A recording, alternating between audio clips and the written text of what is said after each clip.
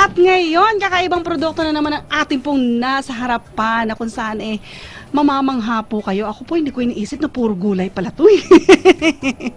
Sa lahat po ng mga gusto pong mag-veggie o gusto po talagang maging vegetarian at sa lahat na rin po ng mga vegetarian, no?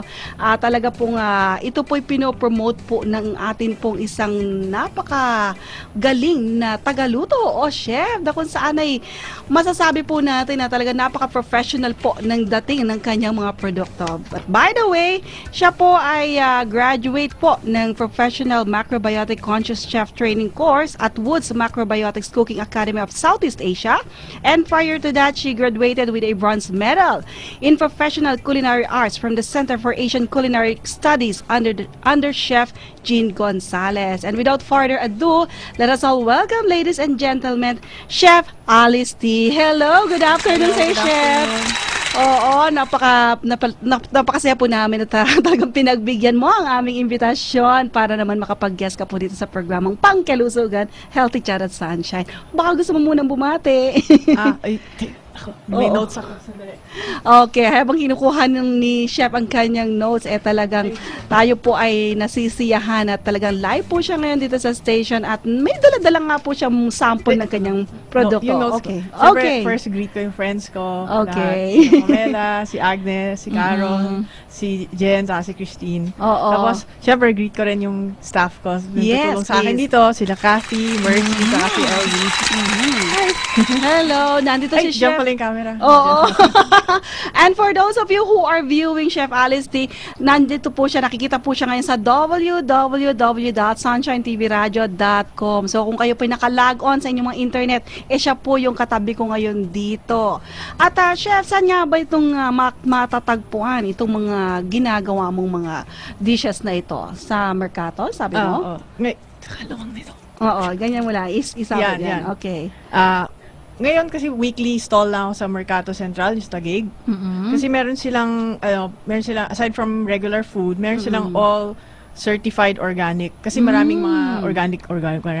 Oo. Sila, yung sa Mercato, it's all certified by members sila ng OPTA.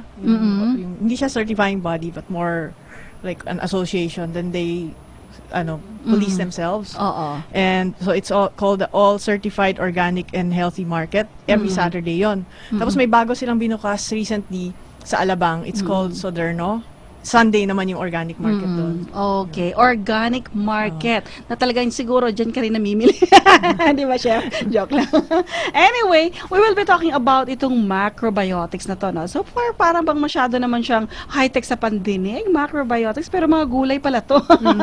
Okay, sige nga, Chef, explain mo nga sa amin, what is macrobiotics? Actually, it's hindi naman siya masyadong high-tech. Oo. Kasi super simple. It's like going back to basics. Kasi yung term na macrobiotics, it was coined by, ano ba yung pangalan ng guy na yun? Si Hippocrates. Oo. Na-nervous kasi.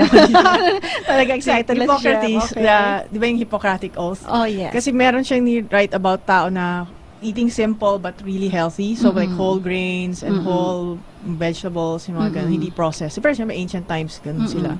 So this is like going back to basic food. Na kasi ngayon, di ba, lahat ng items may preservative. Oo. Ang daming asin nilalagay para Oo. ma-preserve or daming asukal para ma-preserve. This is going back to basic. Pati na nga daw, sabi sa akin, pati sa Bible daw, meron daw ganun na cuisine, yung kay Daniel. Okay. Ay, oo. Di ba yung may Oo, something yung na tatlong Hebrew yung- children ba yun? Ay, na gusto yata parang pakainin i-assign daw sila. sila. Oh, tapos pinapakain daw Bilang sila sa kanila governors, na ganun. pinapakain daw sa kanila yung parang king's menu something. Oo, ayaw nila. Oh, tapos gusto niya, Gulay at di ba gusto tubig. niya gulay tubig lang. Tapos nung after tinest daw sila, tapos nakita, Oo. uy, nas healthy Sila nga po, kayo talaga. So Oo. parang it's not just Asian or what or ano, yung parang since ancient na iba-ibang cultures merong ganun na natural na food. So, parang yun ang pinaka-advocacy mo sa pamamagitan nitong mga niluluto o mga creations mo ng mga pagkain pang veggie. Pero ikaw ba mismo, puro gulay ba talaga? Ngayon, tawag nila Ovo vegetarian. Sabi, may umakain ka ng itlog. May itlogs. Mas Ah, madali kasi lutuin. Sabi ko naman madali ka. Tama. Oo nga, yung egg nga ang pinakamadali. Pwede mong prituin, o pwede mong i-poach, o pwede mo na lang. Kasi yung mga ganito, aside from, yung mga madadali, gisa, yung steaming, ganyan, konting gisa, okay na sa akin. Pero syempre, yung may kasama ka, family or friends, Oo. medyo ayaw nila ganun. Sa akin, okay lang. Mm-mm. Tapos, syempre, you have to make something different. So, yung mga ganyan, lumabas yan, kasi nag-aral ako sa Malaysia, tino kami mga certain ingredients na bago. Uy, pwede to for vegan cuisine. So, pagbalik ko naman dito, kasi iba naman yung panlasa natin dito. Oo. So, pag napansin niyo, yung mga dishes ko, more Filipino or minsan Chinese, Asian. Okay. Para mas bagay. Okay. So, ibig mo palang sabihin na kahit sila mukhang may karne, no? Oo, Pero, mukhang may karne. mukha talaga, kagaya na lang nito. Akala ko kanina barbecue ba to? Ano ba to? Tapos pagkita ko curry, vegetable, ano to? Ay, sorry. Ano yun? Anong Satay, tofu. Satay, tofu. Yun. Akala ko kanina barbecue. Ano yan, inspired yan doon sa satay chicken. Oo, yes. So, halos, syempre, kasi pag problema sa vegetables, para magustuhan ng mga meat eaters, matrabaho siya gawin. Hindi ibig sabihin na palitan mo lang yung, di ba, yung original niya chicken. Palitan mo lang isang ingredient, alisan mo yung chicken, ganun na siya kasarap dapat. Medyo matrabaho siya. Talaga? Mas may marami kang vegetables imimix para may isang lasa siya, ganyan. Pero may nabanggit yata kanina, you're not using veggie meat? Oo. Bakit? Kasi veggie meat, it's highly processed. Oo. So, we don't, sa macrobiotics, first thing is no processed food. No processed foods. So, Okay. processed siya, tapos artificial flavor pa. Maraming veggie meat, di ba? Yes. Chicken daw siya, or shrimp daw siya, or beef, mga ganyan. Okay. And for your information po, mga kaibigan, no, ang macrobiotics daw, may mga advocacy po sila. Unang-una, dapat daw po, it has to be vegan, it has to be all natural, fresh, organic, no MSG. Yun. Alam nyo na yun, ha? Hindi ko ako nagsasabi ng brand. Pero alam nyo na yun, MSG monosodium glutamate. Alam nyo na yung brand doon. So, no artificial flavors, no artificial color, no preservatives, and it has to be sugar-free. No Yeah. artificial sweeteners din. So, paano yun? Parang anong pampatamis nito? Pampatamis ko either minsan fruits, minsan yung mga ibang vegetables tulad ng kalabasa, Oo, sweet na by itself. Diba? May ginawa akong mga dessert nung Halloween. Kasi sa Mercato may kaming Halloween na parang festival, gano'n. So, gumawa ko ng mga, kasi mukha siyang pumpkin. Yes, mukha yes. malilit, ganyan. So, wala siyang sugar. Wala May, talaga. pero gumagamit ako ng sugar, yung coconut sugar na. Coconut sugar. Kasi, and then it's also promoting local product. Kasi tayo lang naman may coconut sugar, di ba? Okay. Okay. So, non-GMO. Ano ibig sabihin ng non-GMO? Yung marami nagkakamali with the non-GMO and organics. Oo. Kasi yung non-GMO, it's just, wala siyang, di ba mayroon nga yung mga genetically modified na corn, soybeans, Oo. rice pa. Yes. Yung, ibig sabihin, may nilagay sila na chemical to make it pesticide-free. Yung, hindi ba kanilagay pesticide, parang ayaw Yes, na ng that's mga, right. mga pests. Problema dun, kasama siya dun sa food. So, parang hindi na siya natural na food. Yung organic naman, iba siya sa organic is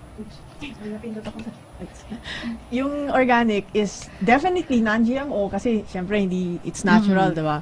So, non-GMO is not necessarily organic, but organic is definitely non-GMO. Non-GMO. Okay. Okay. So, it has to be also non-dairy. That means hindi manggagaling sa hayop yung mga... Walang milk. Walang milk, So, wala okay. kaming butter, walang yogurt. So, no eggs din. And then, no animal-based food products and absolutely no animal cruelty and environment friendly. So yan po yung mga advokasya ng pagiging macrobiotic ng isang lutuin na ito. At syempre, may mga health benefits din naman, no? Kagaya nga ng nandito. Sinasabi na it's for cancer prevention, balances blood pressure, keeps bad cholesterol in check, maintains cardiovascular health, maintains healthy blood sugar levels, disease prevention, and anti-aging and slimming and radiant complexion. Ayan. Yan po ang maidudulot sa inyo ng mga pagkaing gulay. As simple as that, these are vegetable foods para rin po sa mga tao na talagang gusto na po talaga lang. Sometimes, parang sawakan na rin, no? Kahit nga minsan, parang iyan at iyan, puro chicken. Chicken na sa umaga, chicken na sa tanghali, chicken na sa gabi. So, parang sinasabi, wala bang gulay? Parang namimiss mo rin yon. And for those of you who really wanted na maging permanent na yung ganung klase ng lifestyle na gusto mo mostly vegetable, narito po ang vegan macrobiotics. So, tanungin naman natin si Chef, no? paano ba sila makakakuha nito? Saan ba nila ito mabibili? Sabi mo sa Mercato ka na. Oo. So, Oo. weekly lang ako kasi Mm-mm. home base maliit pa lang eh. Oo. Parang few months pa lang Okay. operation. Sa Mercato Central, Mm-mm. sa Taguig. Mm-mm. Malapit siya sa, yung bagong St. Luke's. Yes, yes. So, after nun may car, nagbenta ng car, tapos Home Mm-mm. Depot, tapos may isang Yes. malaki doon na puro tents, kami yun. Okay. So, number 1, nandun ang shop mo. Oh, every Saturday lang. And then, kapag naman, halimbawa, gusto nila mag-order, paano ba mag-order Pwede sila? kung chinek nyo sa website ko, yung veganmacrobiotics.weebly.com. Mhm. Actually, pag ni-google nyo pangalan ko, Oo, makikita with na. vegan macrobiotics, makita nyo na yung Oo. website. Tapos meron din ako Facebook. Tapos from there, makita mo may information paano mag-order through Mhm. city delivery. Yung, Okay. para siyang, hinire mo siya to, then they, ano yan? Parang maraming restaurants and maliliit na mga operations, kinukuha sila for delivery. So, hindi na ako Okay. kailangan mag-hire ng tao, bumili ng motor. Tama, Ganyan. tama. So, sila na lang, parang pinapakisuyo mo sa kanila. Okay. So, ngayon po, Miss Alice, Or, bali. yung phone number pala ng city delivery. Sige, mamaya is- na lang. Oh, Mamaya lang. Meron pa tayong oras. So, pagbigyan muna natin ating mga texter bago pa sila mapuno dito. Isa-isahin na po natin sila, no? So, may nagtatanong po. Siya po si Marie from Pasig. Sabi niya, DCAR, pwede po bang humingi ng advice sa inyo? Kung anong first step para maging vegetarian? Is there a certain trick on how to do it? Kasi matagal na po akong gusto maging vegetarian but I can't help myself eating burgers. Thanks a lot. Okay. First thing, isipin mo lang na bakit mo gusto maging vegetarian. Mm-mm. Mas marami sa customers ko, may maraming klaseng reasons, 'di ba? Mm-mm. Meron yung mostly yung customers ko gusto nila to be healthy. Mm-mm. So you're thinking of long-term health mo. Oo. Kasi let's say ito kinakain mo, and then pag healthy ka, di less medical costs in the long run. Mm-mm. Eh kung burger ka ng burger, eventually high blood ka, tapos mas matamaan ka nun, lifetime na yung gamot. Oo nga. diba? Tapos yung diabetes din, ang dami. Sabi ng nabasa ko, kasi dad ko may diabetes, so nagbabasa siya ng mga magazine na ganyan. Sabi niya, nako, ano ba yan? 1 out of 8 daw sa Philippines. Oh, meron. Oo. Prone to diabetes. Hindi, meron daw. Meron daw talaga. Okay. Nabasa niya sa isang parang magazine na So, yun, may mga health problems nga ng mga tao or mga talagang may mga, sabi nga na, namamana namin to eh. So, pagpalagay mo ng namamana mo. Yung mana na yan, Oo. sa yung nag-aral sa Malaysia, kasi sinasabi ko, paano yan? Prone kami diabetes prone kami sa ganyan. Sabi niya, it's, kasi pag yung higher ng kasi inaral ko ng macrobiotics more on cooking. Kung mag-enroll pa ako ng busy teacher ko, saka busy rin ako, hindi ako maka-enroll sa future na class. May diagnosis na siya. For kung may tao may sakit, mag-aano siya, gagawa siya ng menu for that person kung ano kakainin. Sabi Okay. niya yung mana-mana na yan, it's actually kasi sa house ninyo, ano yung food ninyo. So, Tama. hindi siya manam Kung ano yung talaga, kinakain oo. nila, isa Oo. pa ring factor Same yan. yung kinakain nyo. Siyempre, Oo. makukuha mo rin yung whatever illnesses. Nakuha ng mga mas matanda. oo. Kung ano nga yung tinuturong pagluluto ng mga nanay, na-adapt ng mga children. So, from generation to generation, napapass on siya. Oo. Kung mali na yung pinagmulan, mali pa rin yung susunod. Tama. Okay. So, ang another texter po natin ay si Vebs ng Paranaque. This AR, hi po sa inyo. Ano po ba ang alternative nyo for MSG? Kasi sa amin, yung using MSG, actually, you don't need it. Dito, nag-aral ako dito kay Chef Jean sa CACS. Never kami nagamit ng MSG. It's like, why, di ba? Oh, why? Marami ka na magagawa. Basta tamang temperature mo, niluto yung food mo, and using yung kahit mga garlic, onion, basic lang na ganun. Lagyan mo ng konting toyo, tamang ingredients nilagay mo. Masarap na siya, hindi mo siya kailangan. Oo. So, yung natural taste ng Pag gusto mo pagkain. yung tamis na meron ng MSG, lagyan mo ng konting sweetener. Oo. So, yung coco sugar, Oo. pwede yun. Oo nga naman, mga kaibigan. Siguro para lamang to sa mga nasanay na siguro Oo. sa masasarap na pagkain na talaga may mga MSG. So far, hindi naman daw talaga kailangan. At susunod din po na texter natin si Lerman ng Quezon City. DCAR, nagbibigay din po ba kayo ng seminars or training for those who wants to know vegetarian dishes or recipes? So far, Wala pa. Twice pa lang ako na-invite. Yung Oo. nung May, yung under sa Opta, yung sa International Food Fair. Meron silang tawag ng Birdelicious. Si Chef Tatong nag-organize nun, na parang organic chefs. Tatlo kami nag-demo. Tapos, itong next month, punta ako sa Bacolod sa 6th Organic Fair nila doon. So, ayun. Baka later, talagang busy-busy ka na, chef, ha? Hindi ka na namin magilang dahil sa dami mong mga commitments or mga conferences or whatever na mag-ano sa'yo. Okay. Susunod naman po na texter ay si Lester ng Malabon. DCR, ano po ang magiging lasa ng pagkain kapag ginagamitan po ito ng gulay instead na meat? Di po ba mag-iibang lasa? Pag gulay, kasi yung gulay, syempre, first thing, pag yung mga dahon na gulay, pag mo, more bitter siya than sweet. Yes. Tapos yung mga ground na vegetables ng squash, mga kamote, they're more sweet, diba? So, dapat maano mo na, this is basically bitter or this is basically sweet. So, yun sa timpla mo na yan with the salt or mga herbs and spices na ginagamit nyo. Okay. So, doon mo siya ma-adjust. Tapos, hindi mo makakopy exactly, syempre, lasa ng meat. But you can use, like, kung gusto mo na seafood na lasa. Ako, ginagamit ko yung kombu, which is also recommended ng mga doctor sa mga may thyroid problems. Yeah. And it's rich in minerals. Tapos, kasi yung, di ba sea vegetable siya? Iba siya sa seafood. Yes. Kasi di ba mga fish minsan may mercury poisoning. Yung mga shrimp at saka mga shellfish may mga red tide, mga ganyan. Yung sea vegetables, they filter it. So, hindi niya na-absorb yung mga ganun. Okay. So, pagdating naman po sa, for example, pag-usapan na natin itong mga sustansya kagaya ng protina, instead of using meat nga po, ano po yung usually sinasubstitute? Puro tofu ba? Or? Hindi. Kasi, siyempre, masasawa din tao. Oo, Lagi magsasawa tofu. rin. Oo. Actually, ang dami-daming, kasi marami nagtatanong, ano yan, puro gulay. Gagawin sila. Isipin lang nila yung mga dahon-dahon, mga carrots, gano'n Yes, lang, yes. diba? Actually, ang dami-daming gulay. Yung protein-based ng vegan na cuisine and also macrobiotic style is beans. Ang dami na niya protein and fiber pa siya. Hindi lang siya yung protein lang. Marami siyang Tapos, seeds din. Rich in protein. Tapos, mga sea vegetables, may protein din sila. And some vegetables, may ganon. Tapos, yung carbohydrates namin, kinuha namin sa brown rice ang staple ng macrobiotic cuisine. Because it may aside from rich in fiber, meron siyang vitamin B, saka yung meron siyang kalimutan ko ilang % yun na kunyari may radiation poisoning ka, natatanggal niya. Talaga? Hindi, heavy metal poisoning. It's metal. the miso pala yung yung may radiation poisoning na natatanggal. So, maraming cancer patients, kasi sa teacher ko yung mga nagko-consult sa kanya, yung mga cancer patients, malakas ng use ng miso. Miso soup. Kasi na-test na yung use ng miso na yun, na-test na yan na-proven na siya dun sa Nagasaki, yung, diba, yung sumabog. Yes. May isang doctor dun, sa ground, yung hospital niya within 1 mile from ground zero. Siyempre, di ba, ground zero, natunaw yung mga tao. Yung sa mga hospital niya, 1 mile away, hindi naman natunaw yung mga tao. So, yung lahat ng survivor doon pumunta. Pero, pag ganung environment, di ba, magkaka-cancer ka, radiation. Yes. Yung ang bilis, di ba?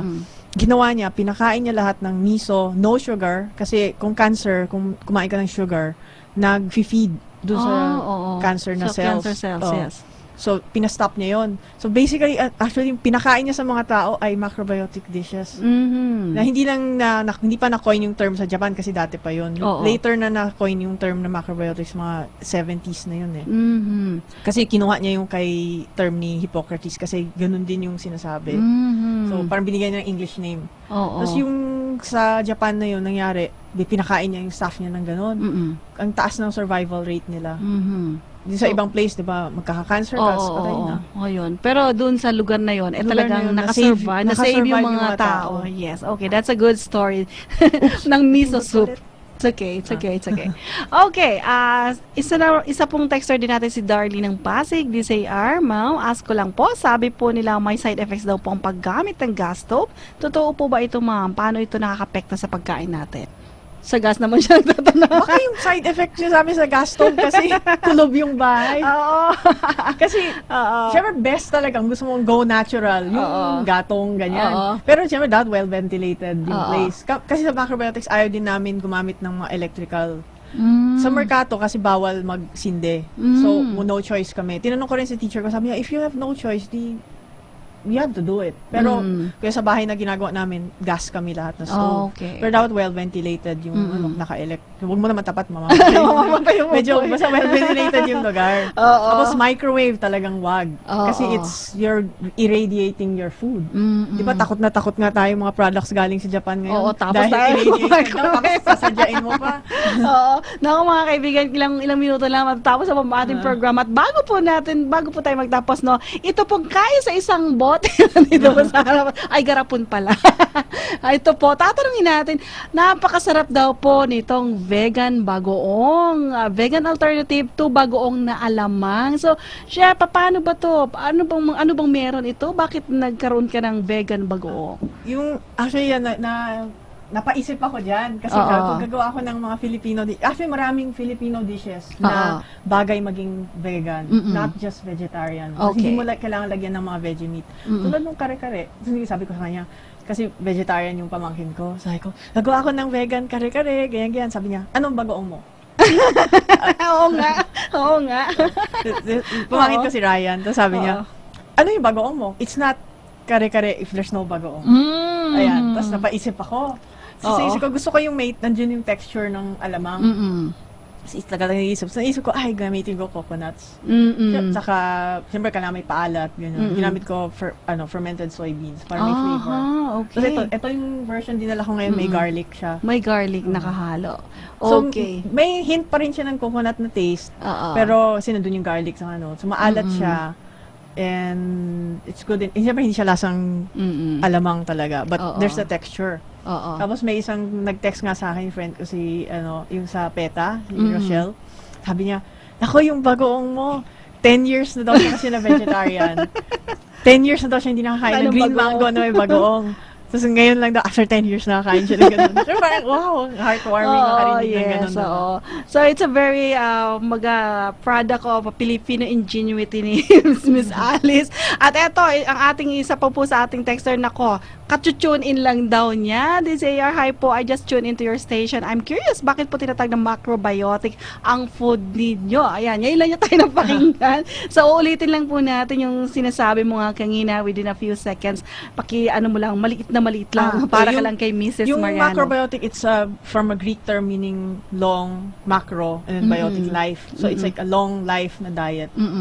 So, and it was, yung term na yan, coined by Hippocrates, na about like natural food. Pero syempre, nung time nila, lahat naman natural. Oo. Na pinick up ulit ngayon para may English name siya, nung na-promote na siya sa US, and nung mga 70s yun, or 60s or something. Yan. Tapos, yung, tinatanong niya, bakit daw cure siya? Yun nga, yun pala yung sagot doon, na pinagsama lang yung word na yun. It's long life na diet. And it's not really, kasi pag sinabi mo diet, isip mo nagpapapayat. Nagpapapayat. This is, mas maganda sabihin as a type of cuisine. Okay. Vegan cuisine as specifically po natin, no?